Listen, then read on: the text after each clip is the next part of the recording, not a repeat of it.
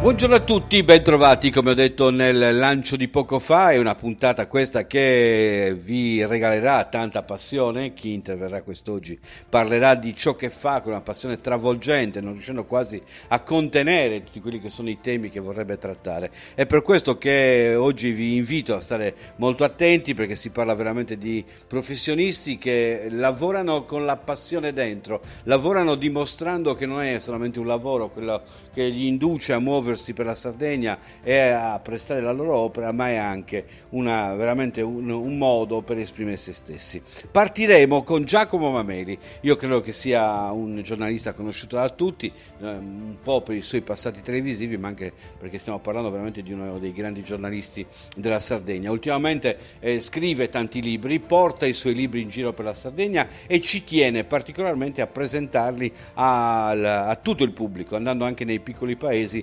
per portare ciò che lui racconta, ma anche per carpire poi nuovi racconti da proporre alla gente. E parlerà di temi importanti proprio legati al fatto che attraverso la lettura, attraverso i libri si può parlare anche di altri temi. Lui a suo tempo, ad esempio, si occupava di economia. Proseguiremo con Ottavio Nieddu, faremo un po' il punto di quella che è la situazione. È stato dato via libera alle processioni, però sentendo Ottavio siamo ancora distanti purtroppo dalla possibilità di celebrare quelle che sono le nostre feste, e Ottavio quasi in modo accalorato ci tiene a puntualizzare, a spiegare per quale motivo, malgrado questa apertura, è ancora una falsa illusione, siamo ancora in una situazione di particolare difficoltà. E oggi poi c'è l'appuntamento con la musica giovane, con la musica rap. Andrea Sanna di GP Report ci presenterà un altro autore, un altro lavoro che sta uscendo, e lo collocherà in quello che è il panorama, permettendoci anche di capire meglio un fenomeno musicale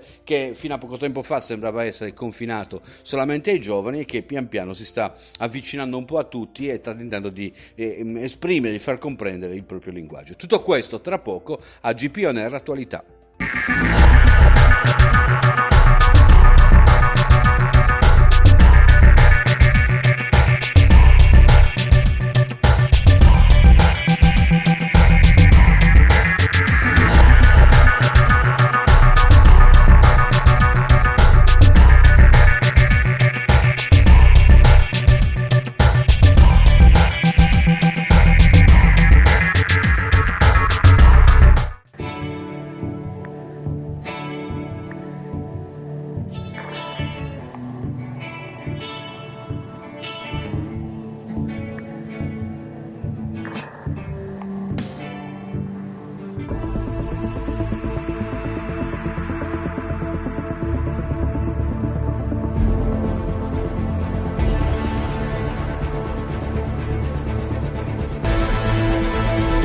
A GP On Air Attualità quest'oggi abbiamo Giacomo Mameli, conosciutissimo giornalista che ama scrivere, da un po' di anni gira la Sardegna per portare i suoi libri un po' dappertutto, scegliendo anche proprio questo, quello di porgere alla gente e di confrontarsi con la gente. Buongiorno Giacomo, come stai? Buongiorno a voi, sto bene, e buongiorno a chi ci ascolta naturalmente.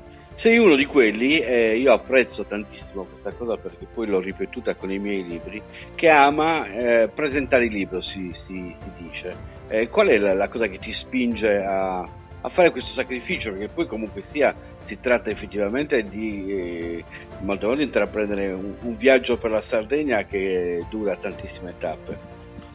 Mi spinge, ti ringrazio della domanda, la mia voglia, la mia curiosità, la mia passione di stare tra la gente, perché tra la gente c'è la notizia. Io sono un allievo di Carlo Boldi Rubino che diceva: dove c'è gente c'è notizia. C'è gente negli spalti dello stadio, c'è gente al mercato, c'è gente per strada, e con loro devi stare per capire. E ciò ti porta a girare per andare in giro. Io sto rientrando da Roma, dove ieri ho presentato al Lungotevere delle Armi il libro di Carlo Vulpio, Il sogno di Achille, la storia di Gigi Riva. Sto partendo, dopo la tua intervista, io parto per Nuoro, dove stasera presento il libro Hotel Nord America. Domani sono ad Oristano, dopodomani a Cagliari. domenica sono a Scalaplano, però ho esordito ovviamente al mio paese, guai perché io sono un campanilista foghesino di prima cotta, però sto sempre in mezzo alla gente, perché ti ripeto, è la gente quella che, tra virgolette, in modo prosaico, se vuoi, ci dà da mangiare, perché e poi è la gente che bisogna raccontare. Siccome io sono nato cronista, racconto quello che gli altri mi dicono, e in questo caso, anche in questo libro, ho rievocato, se vuoi, le mie vicende familiari, parlando di mia madre che arriva nel 39 in Sardegna con altre 21 ostetriche, perché dovevano combattere la mortalità neonatale, che era elevatissima, non era neanche tra le più elevate in Italia, perché da noi ne morivano in quegli anni 98 su 1000 nati. Pensa che in Veneto erano 176, 143 nelle Marche, quindi non eravamo neanche messi malissimo. Il compito di mia madre sembra quasi una vendetta della storia, una nemesi, era che nel 39-40 diceva alle puerpere, diceva alle donne, diceva agli uomini e ai mariti: lavatevi bene, lavatevi le mani, perché quando arrivava per Tasevouo o in altri paesi dove sono andate le sue colleghe non c'era acqua corrente, bla bla bla, eravamo degli inviati nella preistoria contemporanea, se vuoi, quindi bisognava raccontare quel mondo, e per raccontare quel mondo c'è un solo modo: parlare con la gente e raccontare in modo fedele ciò che la gente ti dice. Tu hai fatto per tanti anni televisione, Giacomo, con belle trasmissioni che sono andate in onda a Videolina, a Sardegna 1, e che ti hanno permesso, come quasi privilegio, lo dico perché anch'io sento questo privilegio, di entrare a casa e essere ospitato. Questa sensazione di poter rendere in qualche modo questa familiarità che ci è stata concessa e che, insisto, è un privilegio. Quanto incide in questa voglia di raccontare, ma soprattutto di raccontare guardando anche negli occhi, cosa che non puoi fare in televisione, coloro che stanno ascoltando? Beh, guarda, incide molto, perché anche se tu, quando sei in televisione, non hai di fronte realmente il video ascoltatore o il radio ascoltatore, come in questo caso, però sai sempre di usare un mezzo di comunicazione di massa.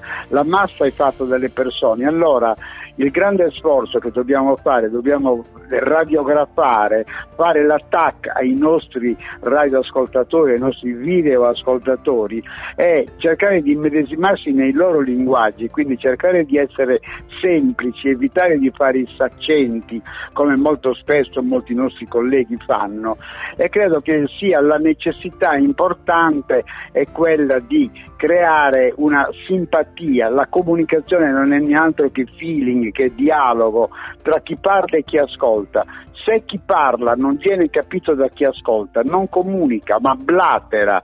Allora l'importante è usare dei linguaggi semplici, e si può semplificare tutto. Io, negli anni dei quali tu parlavi, e ti ringrazio per la citazione, negli anni di Facciamo i conti o di Ma però, quando dicevo PIL, io dicevo sempre non soltanto prodotto interno lordo, ma dicevo anche che cos'era, perché al cittadino di Pinzi-Ponzu tu non puoi dire il PIL, devi dire che è la somma delle produzioni, delle ricchezze che giorno per giorno noi produciamo. Ecco, questa necessità di essere chiari, e che io ho ereditato dalla mia scuola. Io ho avuto il grande privilegio di studiare negli anni 60 alla scuola di giornalismo di Urbino, che era diretta da Carlo Bo e da Giambattista Vicari. L'insegnamento principale era: parlate in modo chiaro, non parlate mai di voi, ma parlate degli altri. Quello che pensa Giacomo Mameli o Vittorio Sanna non è importante, non è usare il Lio nella cronaca dà anche fastidio. Bisogna raccontare gli altri, essere un pochino umili. Io che sono un presuntuoso di prima cotta, faccio di tutto per essere umile, però. È già un segno di umiltà il fatto di accettare di andare dappertutto. Tu poco fa hai fatto l'elenco delle tue presentazioni e non storci il naso. E sono quelli che vogliono andare solamente nei grandi centri e che magari non accettano di andare nei piccoli. Quando tu arrivi nel piccolo, a Usellus, a Riola, vado dovunque. Secondo me già questo è un passepartout, cioè la gente apprezza già il fatto che tu vada da loro a porgere il tuo libro. Guarda Vittorio, dell'ultimo libro mio, non di questo, perché questo sono stasera a Nuoro alla seconda presentazione, ovviamente dopo quella di domenica a Perdasevogo, con un favoloso Gianfranco Bottazzi che ha parlato di Hotel Nord America. L'ultimo libro, La chiave dello zucchero, che è uscito l'anno scorso, la prima uscita era al Salone del Libro di Torino, ho fatto 167 presentazioni, ovviamente in giro anche per l'Italia, un po' anche all'estero. Del mio libro, al quale io tengo di più, che è La ghianda della ciliegia, ho fatto oltre 240 presentazioni in giro per la Sardegna, per l'Italia e per l'Europa. Hanno rappresentato fatto diverse drammatizzazioni teatrali. Della ghianda della ciliegia, Paolo Floris, che è uno degli allievi prediletti di Ascanio Celestini, ha tratto il monologo Storia di un uomo magro, dove racconta la storia di Vittorio Palmas di Perdasevogo, che si salva per 2 chili nel lager di Bergen-Belsen, quello di Anna Frank, perché pesava 37 chili. Se avesse pesato quella mattina 35 kg sarebbe finito nella camera a gas. Ecco, anche questi sono racconti semplici, di gente semplice, di gente analfabeta, di analfabeti che a me hanno insegnato la seconda guerra mondiale più di quanto abbia preso nei libri di storia. Quindi raccontare la gente, come dicevo Carlo Bo, tra la gente c'è la notizia, quello dobbiamo fare, dobbiamo essere se vuoi, non dei reggi microfono, dei reggi moccolo come fanno altri, però essere un mezzo, essere un medium che dalla voce dell'ascoltatore passa alla voce del raccontatore e viceversa. Quella è comunicazione, quella cerco di fare. Una lezione, Giacomo, è stata una lezione la tua intervista e spero che l'ascoltino i più giovani, perché effettivamente si pensa veramente in modo gerarchici, no? Talvolta tra emittente e ricevente non si capisce che invece se si è allo stesso livello probabilmente la comunicazione è sicuramente più efficace. E poi dando più importanza al ricevente soprattutto che all'emittente, perché è il lettore quello che diventa il protagonista. Il protagonista della comunicazione. Anche in questo libro Hotel Nord America, io che racconto quasi una saga familiare della mia famiglia, perché mio nonno materno era un anarchico picchiato dai fascisti, mio zio Adolfo era picchiato dai fascisti di Marraio e diventa esule in Francia, però ho anche il racconto dei primi lanci dei missili di Perdasevogo, quando a Perdasevogo si studiavano le stelle e non si sparavano altre cosacce, però ho il Mister Puli, che era il preside di fisica di università europee, che di sera voleva che io fosse accompagnato dai pastori a mangiare casagedu e a mangiare casumarzo e a bere vino nero, ma lo stesso faceva uno dei più grandi inviati del giornalismo italiano, che è Egisto Corradi, che era il primo inviato del Corriere della Sera nel Vietnam e che quando rientra dal Vietnam finisce per Perdasevogo, e io in pantaloncini corti ho potuto scrivere qualche articolo di cronaca a fianco ad Egisto Corradi. Ecco, questi grandi giornalisti a me hanno insegnato, direi, l'umiltà, perché Egisto Corradi, dopo che stava al poligono a parlare con i generali, giustamente con i fisici, perché si cercava in quegli anni di fare in modo che anche l'Europa pensasse allo spazio, come stavano facendo la Russia, come stavano facendo l'America di Cape Canaveral. Perdasevogo era la Cape Canaveral italiana. Io ho avuto 18 presidi di fisica a Perdasevogo che venivano a studiare la ionosfera, era un momento esaltante. Bene, tutte queste persone, quando uscivano dal poligono della base, si mischiavano con la gente, con i contadini, con Giovanni Murgia, pastore a Brunco Santoru. Era gente che voleva che erano giornalisti che volevano capire quale realtà c'era in un paese abbandonato.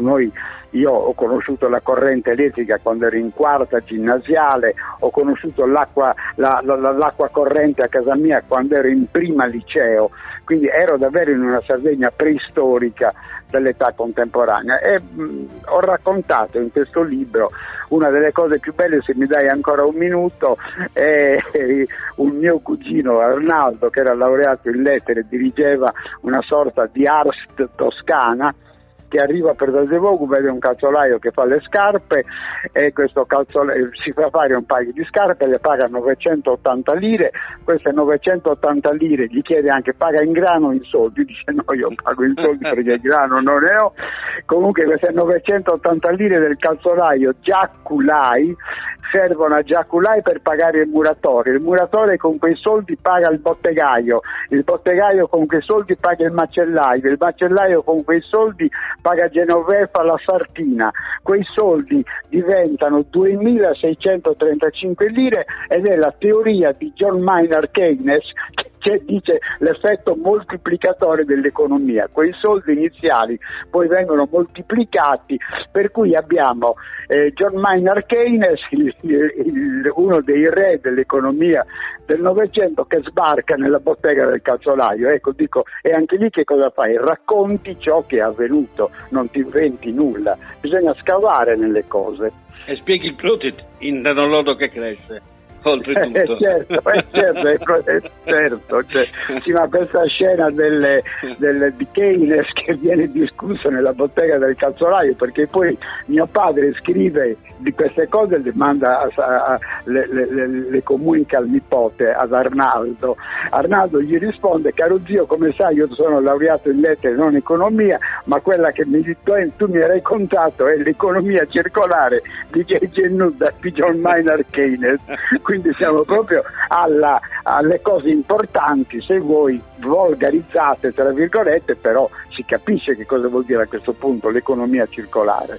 Esattamente così. Giacomo, io credo che da questo intervento in molti, quando leggeranno il tuo nome, verranno ad ascoltarti, e così avrai modo anche di ascoltare loro e scrivere ancora delle nuove cose. Io ti ringrazio. Se qualcuno vuole, io sono venerdì alle 18:30 in Piazza Costituzione a Cagliari, davanti alla libreria Il Bastione, mi fa piacere. Poi sicuramente verrò a Guspine in zona, so che già devo andare a Gonnesa tra i vari paesi che mi sono stati proposti, ma Guspine è uno dei luoghi dell'anima per me, perché ho delle amiche carissime, degli amici carissimi che quindi datevi da fare, magari Supersound potrà anche organizzare la presentazione del tuo libro. Io ti ringrazio, Giacomo, del tuo intervento, e in bocca al lupo per tutto. Ti ringrazio molto dell'opportunità che mi hai dato, e grazie che ci hai ascoltato. Grazie, arrivederci. Grazie. Ciao.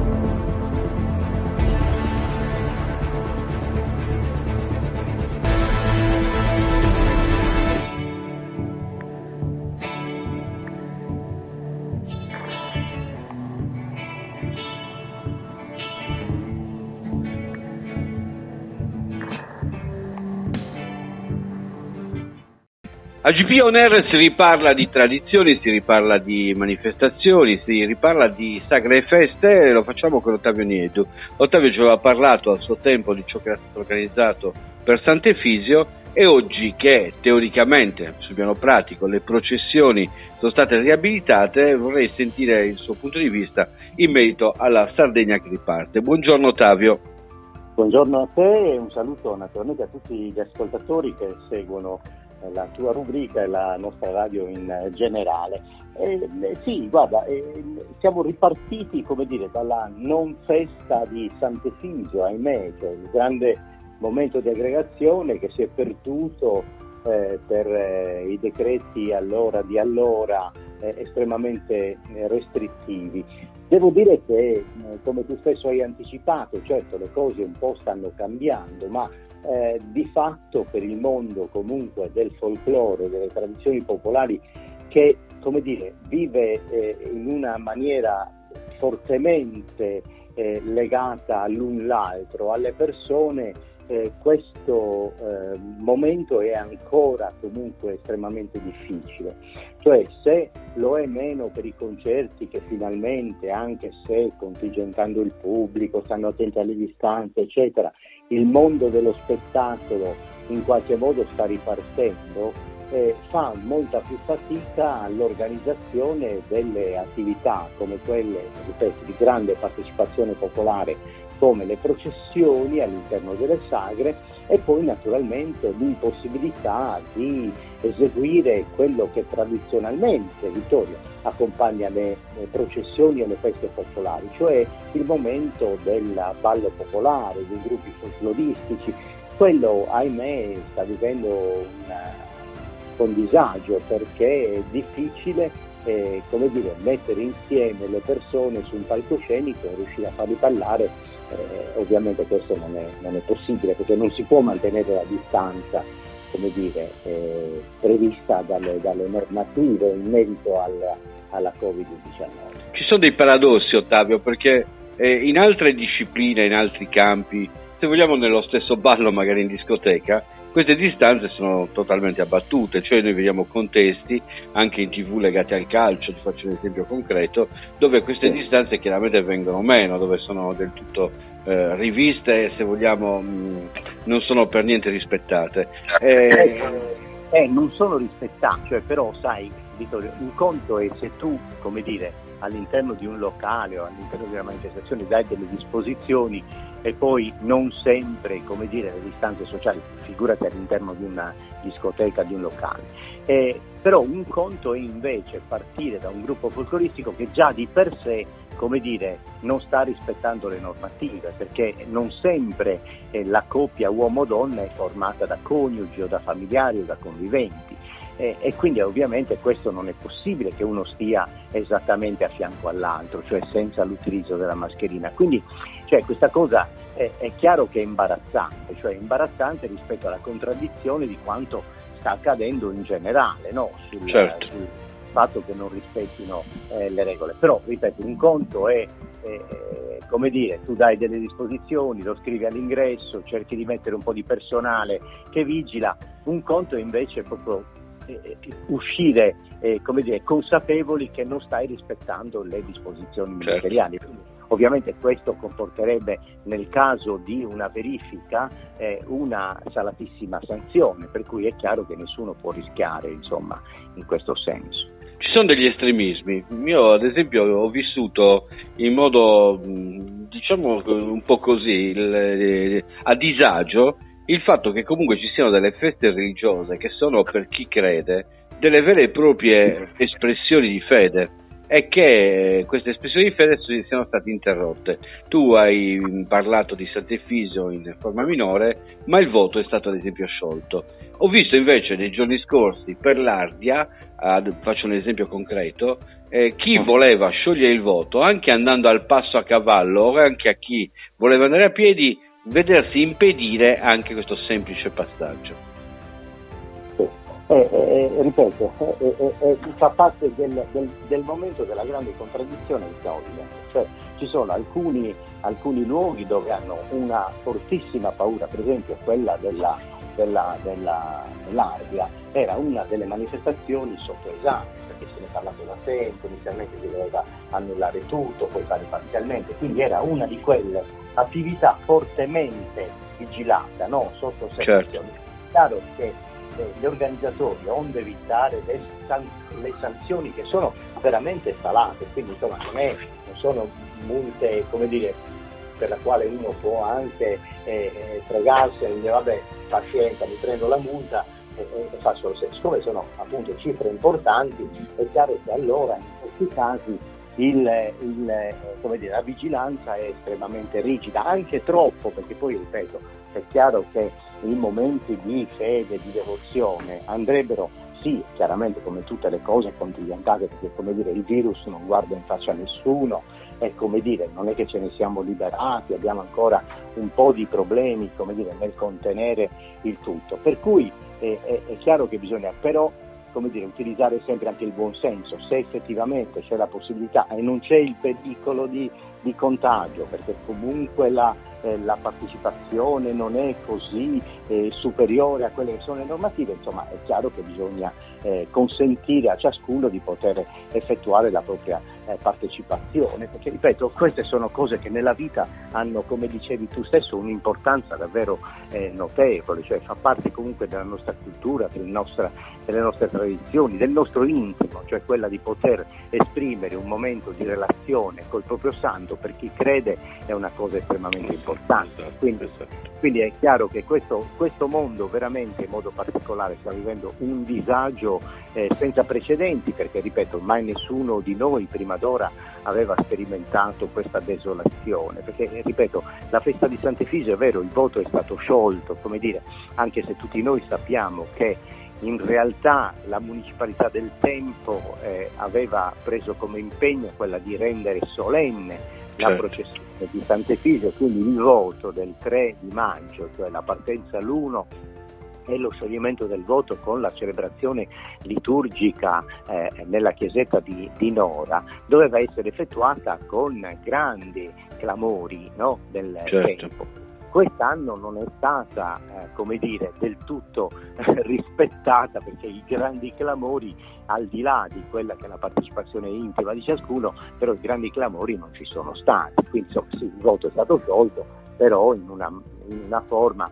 quasi, non dico notarile, ma insomma quasi, per cui ecco, noi speriamo, cioè il mondo delle tradizioni popolari, il mondo del folklore, spera veramente che questa situazione possa al più presto essere archiviata. Tu pensa, noi stiamo adesso lavorando sui festival, cioè, o meglio, non stiamo lavorando sui festival in piazza, perché chiaramente i festival non si possono fare né regionali né tantomeno nazionali o internazionali, perché come tu sai, Vittorio, quando arrivano i gruppi folcloristici di altre nazioni, intanto vengono ospitati nelle scuole, devono mangiare tutti quanti assieme e ovviamente come dire, chi organizza le cene, i pranzi sono i volontari delle associazioni folcloriche, quindi non sono preparate, come dire, dal punto di vista professionale a rispettare tutte quante le norme, per cui è chiaro che tutta questa cosa viene totalmente annullata. A maggior ragione utilizzare gli istituti scolastici per ospitare delle persone di altre nazionalità non è consentito, perché comunque è vero che da qui alla riapertura delle scuole c'è tempo, però comunque sono sempre edifici pubblici e quindi non è consentito far arrivare delle persone in modo indiscriminato, come si faceva nel passato, che dormivano 30 persone in un paio di aule, facevano la doccia a turno, mangiavano tutti nella sala mensa e così via. Quindi tutto questo aspetto legato al folklore è finito. Quello regionale, ripeto, si sta tentando, qualche gruppo ha provato a fare il ballo campidanese che si svolge più o meno in coppia, e allora se sono fratello e sorella, coniuge, eccetera, qualcuno ci ha anche provato, però voglio dire, sono dei casi eccezionali. Fondamentalmente allo stato attuale diventa davvero difficile poter esercitare questo tipo di attività, che per noi non è soltanto, guarda, il ballo in Sardegna è sempre stato qualcosa di più che un momento ludico, no, nella storia, nella cultura, è un momento di, come dire, socializzazione, certo. Non solo, era proprio la manifestazione dell'appartenenza ad una comunità, cioè stare dentro quel cerchio significava partecipare, essere partecipi di quella comunità, perché ballavano in quel modo, perché si vestivano in quel modo, perché comunque le attività venivano, come dire, codificate in un codice mai scritto ma sempre accettato dalla collettività, per cui insomma aveva un valore culturale molto importante. Oggi che sono venuti a mancare i valori dell'appartenenza, anche l'esercizio del ballo è comunque rimasto come elemento importante, non soltanto come spettacolo, ma proprio come forma di partecipazione comunitaria. Quindi ecco, noi stiamo soffrendo moltissimo questo aspetto. Tu pensa che Per quanto riguarda il Festival Internazionale di Sesto, ti anticipo per dire che noi faremo, ahimè, un festival virtuale, cioè fatto di immagini di repertorio, di collegamenti con tutti i gruppi dei 3 continenti coinvolti, ma non ci sarà nessuno dal vivo, se non in studio 2 persone o 3 persone, manterremo ovviamente le distanze e i collegamenti li faremo via Skype e le immagini dei balli metteremo in balli di repertorio. E questo perché lo stiamo facendo? Intanto perché non vogliamo che il mondo del folklore debba totalmente abdicare, quindi come dire, per questa annualità andiamo così, avanti, certo. Ci stiamo poi comunque, come dire, marchiamo la nostra presenza, la facciamo attraverso gli strumenti di comunicazione che ci permettono, ripeto, i collegamenti Skype, la televisione. Noi saremo su Sardegna 1, saremo su Sardegna 2 e IATV, quindi insomma avremo modo, Vittorio, di segnare, no, la vitalità di questa attività. Però non ti nascondo che tutto il nostro mondo è veramente ormai quasi rassegnato, nel senso che comunque di fronte a un fatto di questo genere, cioè non ti puoi arrabbiare con nessuno, quindi dici, ahimè, la situazione è questa, speriamo e confidiamo che pian piano, ripeto, i gruppi, anche se non nel ballo, ma possano almeno partecipare in modo distanziato nelle processioni. Si sta valutando questa opportunità di invitare i gruppi, e come si faceva una volta, le file in 2 file lunghe, a distanza di 1 metro l'uno dall'altro, però certamente, insomma, come dire, diventa più una sfilata che non una processione, ecco, perché certo. Se non, la processione di per sé è una ulteriore occasione, come dire, di condividere lo stesso momento, quindi di forte aggregazione, di forte partecipazione collettiva, quindi non c'è un evento popolare individuale, non esiste. Cioè, non esiste la bellezza della tradizione popolare è che è collettiva, cioè è che riguarda un insieme di persone. Certo. E quindi la forza e la bellezza è questa, per cui essendo tale, cioè riguardando tante persone dello stesso come dire, dello stesso gruppo sociale, eccetera, è chiaro che se noi dobbiamo badare al distanziamento è proprio un ossimoro, è una contraddizione nei termini, cioè non possiamo esercitarlo perché se dobbiamo mantenere il distanziamento sociale c'è la negazione insomma del principio, è la negazione dell'aggregazione, certo, quindi è chiaro. Certo. Quindi è una vera grande sofferenza, ripeto, almeno è il segmento che sta soffrendo di più. Ecco, in questo momento sì, è proprio così. Guarda, noi abbiamo già iniziato con Mare Miniere, per esempio, che è un festival che arriva alla 13ª edizione, la direzione artistica di Mauro Palmas, l'organizzazione di Elena Leda Vox, quindi un appuntamento estremamente importante. Abbiamo già fatto 3 eventi, però tutti con una fobia, con la tensione, registrare uno per uno le persone, avere il numero di telefono di tutti, fare in modo viene a mancare quel senso di libertà e di spensieratezza, se vuoi, anche che alla fine caratterizza questi momenti. Devi fare il ragioniere, cioè devi stare lì, certo. Verificare ciascuno, controllare tutti, prendere i numeri di telefono, verificare, fare attenzione che tutti siano distanziati. Adesso per esempio l'altra sera avevamo un concerto a Villa Sionto, no? A San Roque, e ovviamente in uno spazio dove abitualmente ci stanno circa 600 sedie, posizionate in quel modo ce ne stavano massimo 180, certo. E dovevamo fare attenzione perché se anche erano dei coniugi, quindi marito e moglie, dovevano comunque mantenere la distanza, perché ovviamente noi sì, poi il terrore poi delle, come hai detto tu, anche delle sanzioni che finiscono per inibire tutto. È bravo, esatto. E quello è il problema. Se arriva una squadra della pubblica sicurezza proprio esattamente in quel momento e vede che ci sono delle sedie che non sono più vicine, non rispettano le distanze, sono soldi di multa. Certo. Siccome generalmente queste cose le organizzano non per scopo di lucro, ma perché sono associazioni, hanno piccoli contributi, certo. Come puoi pensare che ti di affrontare poi, certo, assolutamente sì. Ottavio, speriamo che ci possa essere se vogliamo un adattamento, un maggiore giudizio in tutto questo, e si possa trovare una soluzione. Io ti ringrazio del punto della situazione fatto in questo momento, perché sembra che ci sia stato agli occhi della gente almeno questa apertura ha dato l'illusione forse di poter rivedere tra poco tutte queste feste, invece abbiamo dovuto trarre conclusioni. Le faremo, cioè sicuramente le faremo. Però saranno condizionate. C'è questo forte condizionamento, perché dobbiamo ricordarci, anzi guarda, approfittiamone Vittorio per ricordare a tutti che ahimè io non sono una persona che si allarma, però ovviamente noi sappiamo che questo problema non è finito, cioè nel senso che ancora, anzi con questo flusso di apertura turistica è anche possibile, come dire, che dobbiamo prestare una maggiore attenzione, perché siamo felici che stia riprendendo il mondo anche del turismo, dei viaggi eccetera, però proprio per questa ragione dobbiamo fare una maggiore attenzione, per cui ahimè il problema non è stato totalmente superato, quindi dobbiamo, come dire, accettare quelle che sono le disposizioni, rispettare le leggi e aspettare che tutto possa ritornare alla normalità. Che tutto passi, ma ce la faremo, perché noi abbiamo una tradizione che ha millenni alle sue spalle e non sarà certo un'edizione, un'annata, un anno affermarci. Grazie Ottavio, grazie del tuo intervento, un abbraccio e buon lavoro. Ciao.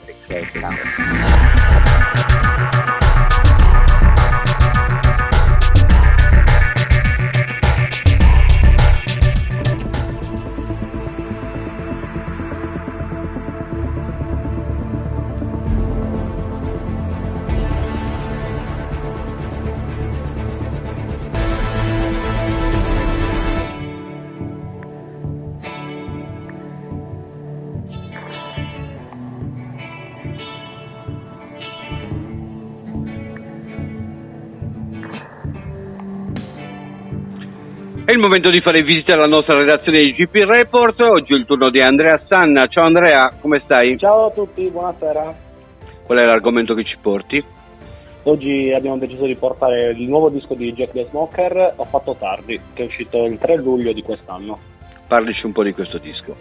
È un disco abbastanza maturo dell'artista milanese, che è sicuramente un veterano della scena, uno dei primi comparsi nella scena rap italiana già dal 2000, con grandi collaborazioni come Bassi Maestro e Mondo Marcio nel suo passato. Questo disco è un disco che viene dopo 4 anni di astinenza dall'ultimo suo lavoro, è un disco quindi molto curato, molto completo, in cui tutti gli aspetti sono stati controllati e selezionati al minimo del taglio. Tra gli aspetti più importanti sicuramente ci sono le collaborazioni che sono state scelte in modo molto accurato, infatti dentro al disco troviamo liricisti del calibro di Madman, Lazza, Jack La Furia, Izzy e Nitro, che sono sicuramente tra esponenti di spicco della scena odierna.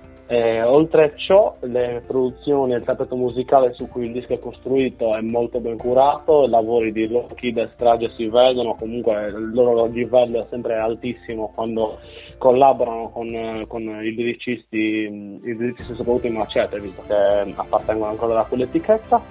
È un disco molto, molto vario, spazia da temi amorosi fino ad arrivare alla classica satira, la lotta sociale contro istituzioni, oppure ricordi, rimembranze di momenti felici in passato, soprattutto la canzone Torna Su parla dell'esperienza da bambino di Jack the Smoker, un'esperienza che abbiamo fatto tutti giocando in strada a pallone, racconta delle biciclettate tra amici, è comunque abbastanza nostalgico come disco, diciamo che riesce a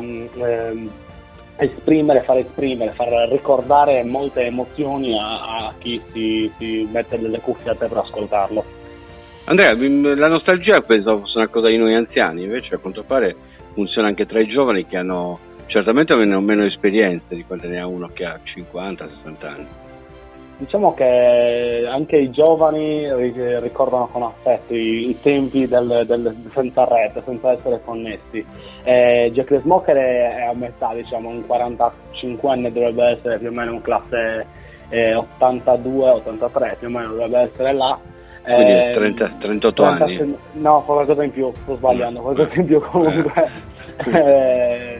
E comunque è un giovane, cioè è un ragazzo, è un ex giovane.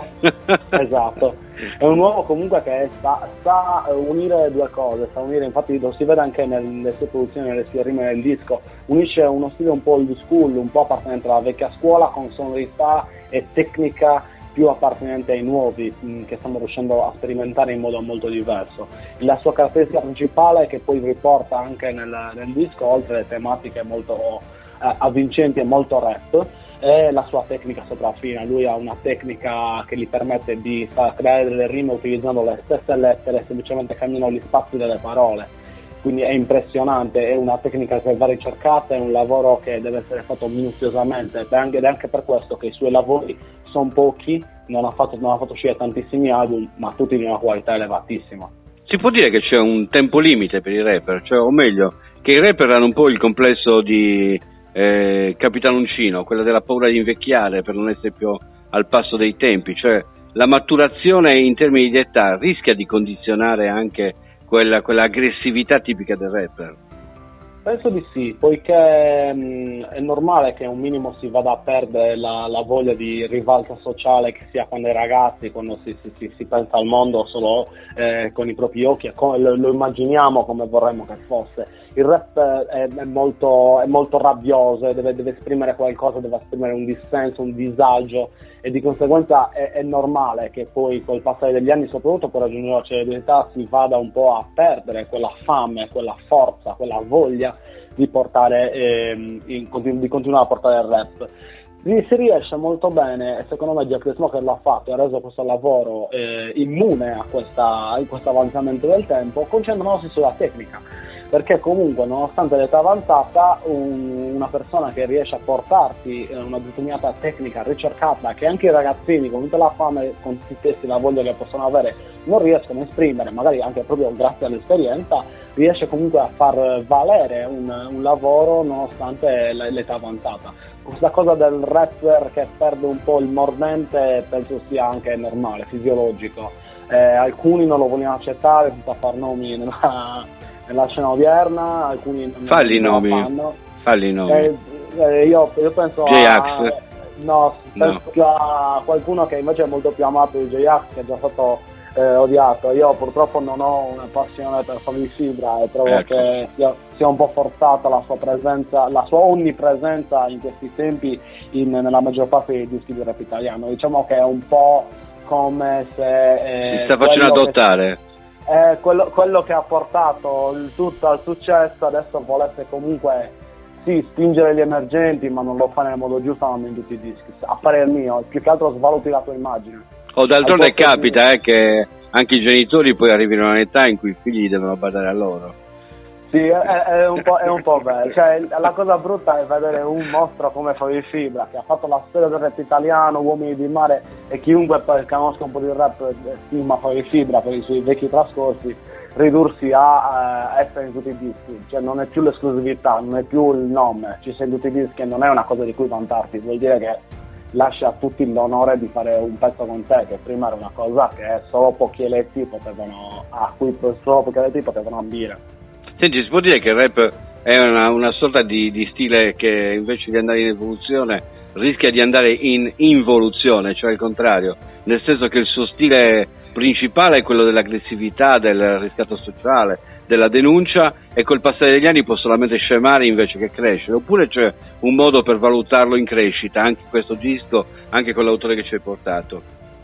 Sicuramente il rap, la cosa molto bella è che è molto duttile, cioè riesce ad adattarsi a molti stili e ai tempi che corrono, riesce a cambiare, a trovare nuovi temi, non è mai scontato. Cioè, il rap porta nei testi, porta alla luce le tematiche che viviamo ogni giorno, le rime si fanno sulle cose nuove, cioè esce un nuovo problema, esce una nuova peculiarità e si va a snocciolare poi col rap, perché magari, cosa ne so, il periodo della tragedia dell'isola del Giglio, del dischettino e tutto quanto, molti rapper, molte canzoni in quel periodo si facevano rime su quello, perché comunque il rap diciamo che fa da riflesso alla cultura pop che c'è sul momento, che si va in giro di cui si parlotta in giro, di conseguenza a parer mio è difficile che riesca a passare di moda, perché comunque si mantiene al passo dei tempi. È naturale che molte cose, molti flow, molti modi di fare sono già stati fatti, molte rime sono già state fatte, ormai che in Italia ha quasi 25 anni di storia il rap. però è bello poi vedere che ci sono artisti che riescono a emergere come qualcosa di diverso, come qualcosa di mai visto prima. Per quello non lo darei per spacciato, non lo darei per una cosa momentanea. Direi che essendo una tecnica molto varia e molto facile da fare, perché ti basta avere un buon ritmo, una buona tecnica di respirazione e poi puoi fare quello che vuoi teoricamente col rap, diciamo che è pronto ad adattarsi alle sfide future. Riassumiamo quindi qual è l'autore e qual è il brano che ci ha presentato. Disco presentato questa settimana, Jack the Smoker, autore del disco Ho fatto tardi, uscito per Macete e Sony il 3 luglio, un disco molto valido, 13 tracce, tanti feat all'interno, tanto significato all'interno del disco, molta tecnica, bello da ascoltare, dateci un orecchio. Grazie Andrea, buon lavoro. Buonasera, arrivederci.